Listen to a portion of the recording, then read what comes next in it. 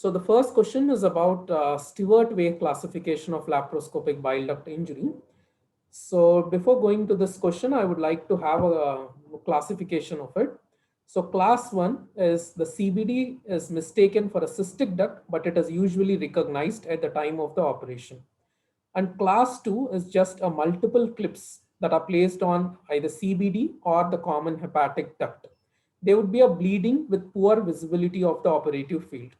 And class 3 would be the CBD is mistaken for a cystic duct but not recognized. So this is the catch between class 1 and class 3. And also important point about the class 3 is the common bile duct or the hepatic ducts are transected completely. And the class 4 is that right hepatic duct is usually mistaken for a cystic duct. Either we completely transect it or we completely place a clip of it. And right hepatic artery is usually mistaken for a cystic artery, and that is also either divided or ligated. So if you see the classification and go to the option that has been given in the recent aims, class 1, as we already discussed, the CBD is mistaken for a cystic duct, but it is recognized. Suppose if the option is not recognized, then it falls into class 3. And class 2 is transaction of CBD. So this would be a false statement because class 2 is it's just the multiple clips that are placed on CBD or CHT. That is either a partial, not completely. And class 3 is an hepatic duct, that is a common bile hepatic duct is transected. So here we can see common bile duct or hepatic ducts are transected. And fourth one is right hepatic artery is completely transected. That's also a right option. So here the false option would be a class 2. If you go with a transaction of CBD, then it falls into class 3. So with this MCQ, I would like to throw a light some of the important classifications here. So this is an Hanover's classification. This was also asked in a previous AIMS. I guess in 2019 session, there was a question like a complete transaction of CBD associated with a right hepatic artery injury. So according to Hanover, there are usually five types. The first type is just a peripheral bile leak, that is either from a cystic duct stump leak or it may be from the gallbladder bed. So class 2 would be the same thing, either lateral extrahepatic injury or a clips placed on either common bile duct or a common hepatic duct. And third, type C is usually a tangential injury of the common bile duct. So this classification importance is Hanover's classification is associated with vascular injury. This was also once asked in AIMS. So which of the following classifications of bile duct injuries are associated with vascular injuries? So important would be Hanover's classification. And type 4 is a completely transected CBD associated with a vascular injury. So this was the question that was asked in AIMS. So which type does it fall into Hanover's? It is Hanover's type 4. And type 5 is similar to the Bismuth classification, that is E1, E2, E3 and E4, depending upon the involvement of the stricture and the hepatic duct stump. Some important points here I would like to discuss, and that these are common, these were asked in the national exams, that is in JIPMER, PGA and AIMS. I just made it a small pile up. So this was asked in once in PGA. The incidence of lap cholecystectomy is 0.4 to 0.6 percentage. This was taken from Blumgart. Similarly, incidence of open cholecystectomy, it is 0.1 to 0.2%. And what is the most common cause of biliary injury is the cognitive. And classical bile duct injury is normally a CBD is normally mistaken for a cystic duct and we commonly excise it. And I've already discussed there was a classification. So which bile duct injury classifications involve the vascular injuries? Important are, one is the Stewart Ways that was asked in this AIMS. Hanover's we have already discussed, Law and Lay. So these three classifications include the vascular injuries. And this was actually asked in AIMS Viva question. So what are the metabolic abnormalities that you expect in an external biliary fistula? So the metabolic abnormalities go here is hyponatremia because the loss of sodium in the bile, there is hyponatremia, and the hypokalemia is also because of the loss of potassium in the bile. So most commonly we would be confused is the hyperkalemia. So why hyperkalemia? So hyperkalemia in biliary fistula is mostly because of the volume loss and secondary to the renal injury. Many patients who have this external biliary fistula, rather than hypokalemia, they would mainly present with hyperkalemia because of the excessive volume loss. And the last thing is the metabolic acidosis because of loss of bicarbonate from the bile. And this is a very important table that has been taken from Blumgard. There were two, I guess like one or twice they asked this question. So what are the factors that are associated with a stricture recurrence? Or what are the factors that guide you about the poor outcome once you do an operative reconstruction of a biliary injury or a biliary stricture? So this table is very important. So the options may be given as a proximal stricture. This is important. So in one of the AIMS question, they had put here as a bismuth type 1 and type 2, and remaining as they have selected some 2-3 options from this table. So please just go through this table, like twice they have asked about question from this table.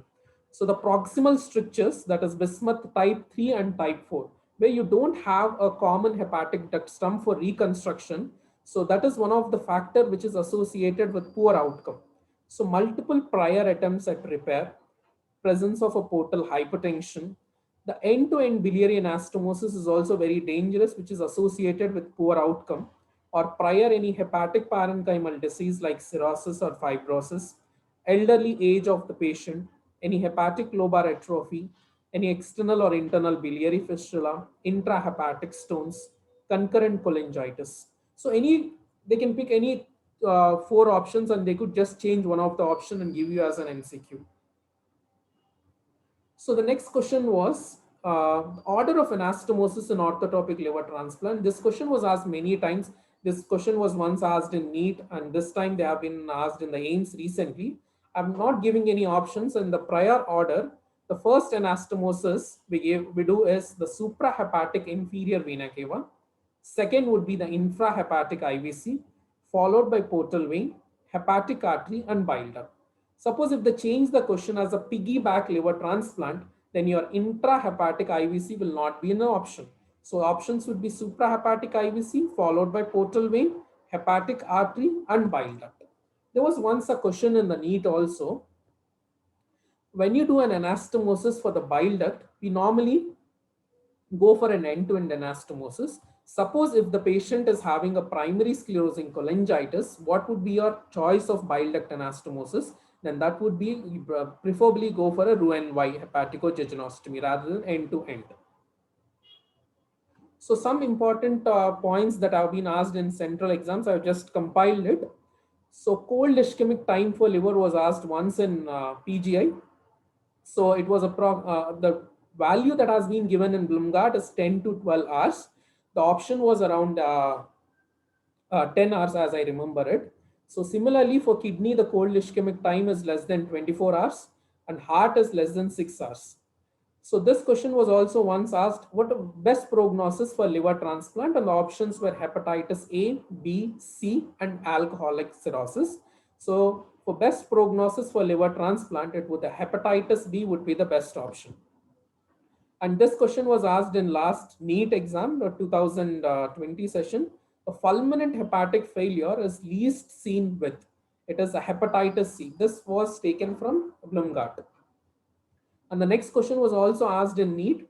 So what are the inborn errors of metabolism that recur after liver transplant? There is a table that is given in Blumgard, and a small arrows have been placed on 3 liver diseases. So which occur even after liver transplant? They are hemochromatosis, Gaucher's disease, and C-blue histocytosis.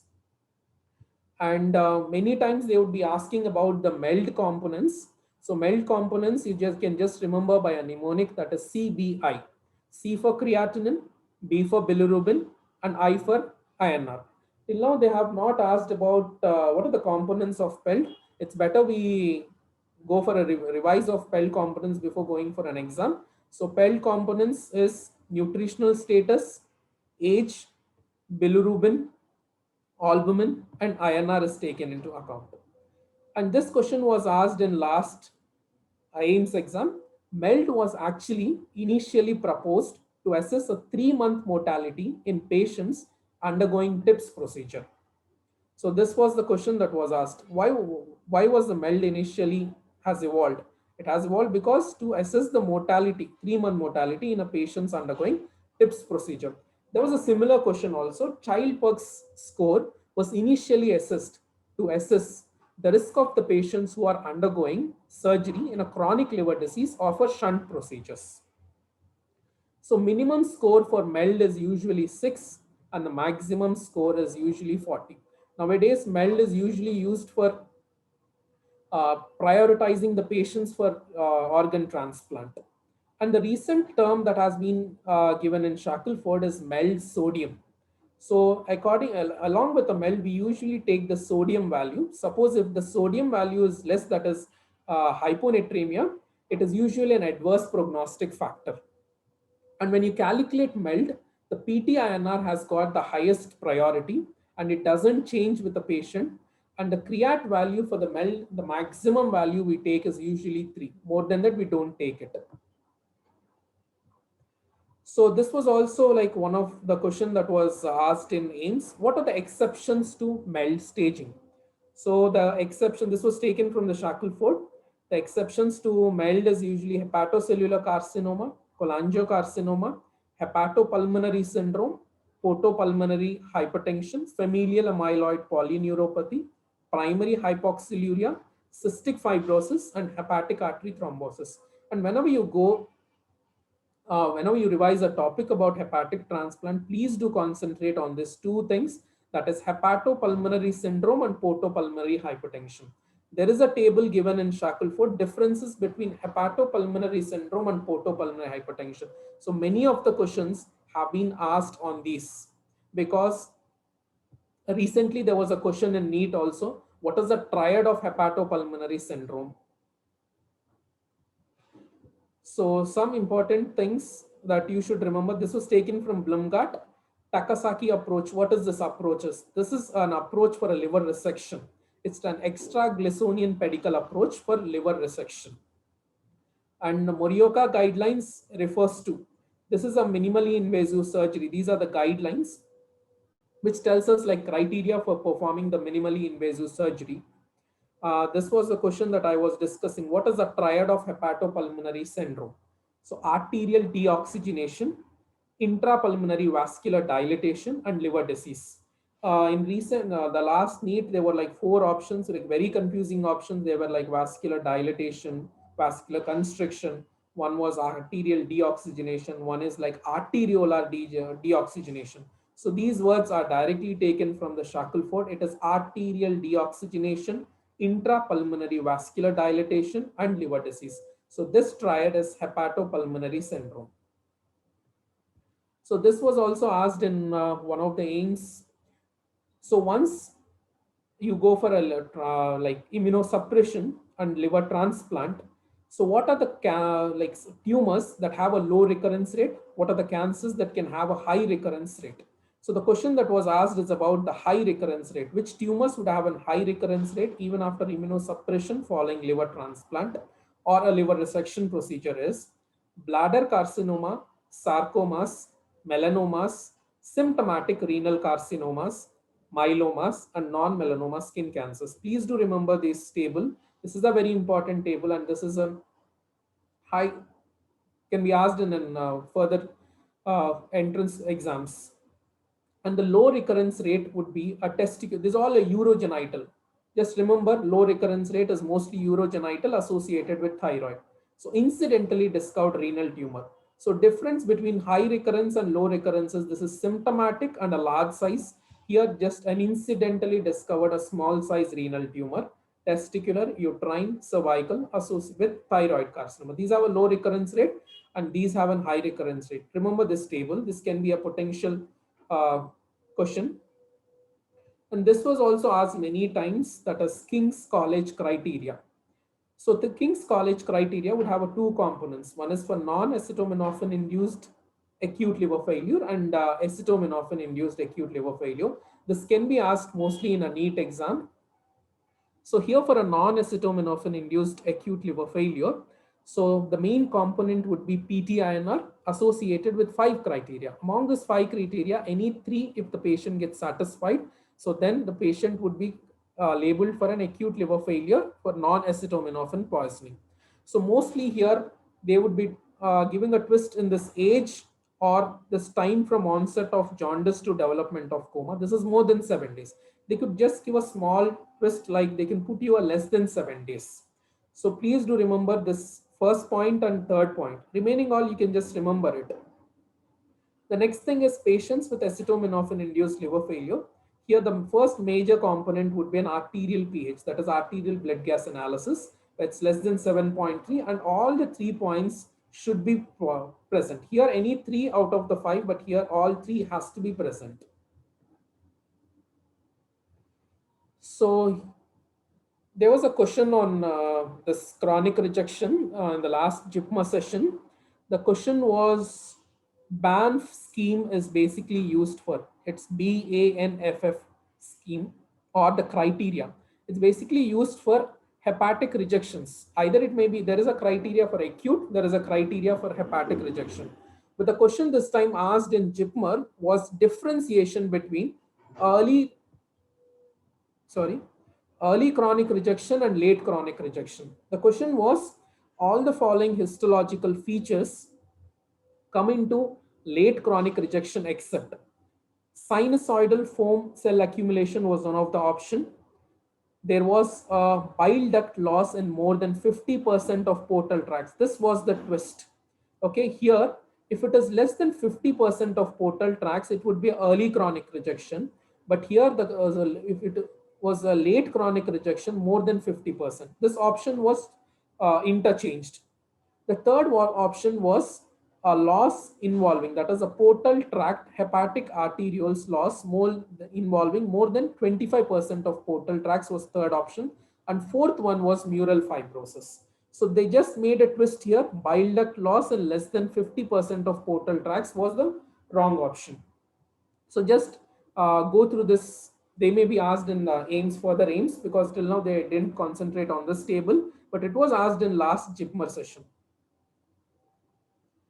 So third question is, which of the statement is false regarding a liver anatomy? See, whenever you divide this liver is basically divided first into 3 sectors, okay, based upon this scissura. Okay, so this is the main scissura, or it's also known as a main portal fissure, where your middle hepatic vein, this would be a right scissura, sorry, this would be a right scissura, this would be a left scissura. So whenever you see the right thing, the right is again divided into 2 components, right anterior or right medial, right posterior or right lateral. So the right anterior has 2 sectors, right, 5 and 8, whereas the right lateral has 2 sectors, that is 7 and 6. But if you come to the left, you will have a very great confusion here. So left usually has a 2 medial or 2 anterior, that is left paramedian has 4 and 3, and left lateral has only 1 sector. So this is only the thing where you have only 1 sector, whereas remaining all has 2 sectors. This is mostly asked as a question.